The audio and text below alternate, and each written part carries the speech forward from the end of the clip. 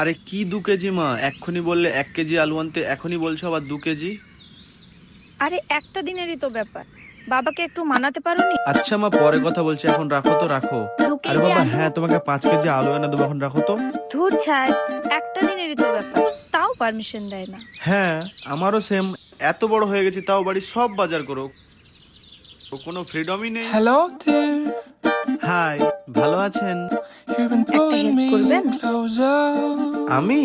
হ্যাঁ মানে আপনি মাকে ফোন করবেন, নিয়ে বলবেন আপনি শরীফ স্যার বলছেন, আজকে আপনার এক্সট্রা ক্লাস আছে, তাই আমার বাড়ি যেতে লেট হয়ে যাবে। হ্যালো, এই আপনার নামটা কি? আরে ফ্লার্ট পরে করবেন, আগে যেটা বলেছি সেটা বলুন। আরে আন্টিকে তো বলতে হবে আপনার নাম করে। ও হ্যাঁ, সানা সানা।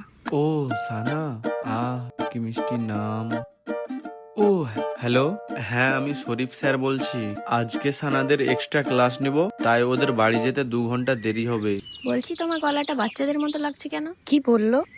Hello dear, বুঝে গেছে।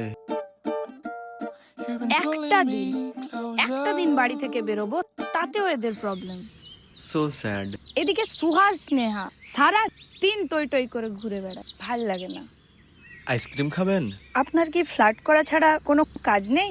আরে মাথা গরম করে আছেন, সেই জন্যই তো বললাম ঠান্ডা খেতে। ওইসব আইসক্রিম খেয়ে আমার মাথা ঠান্ডা হয় না, আমি দূরে কোথাও পালিয়ে যেতে চাই, আপনি কি নিয়ে যাবেন? সন্ধ্যার মধ্যে বাড়ি ফিরতে পারবো?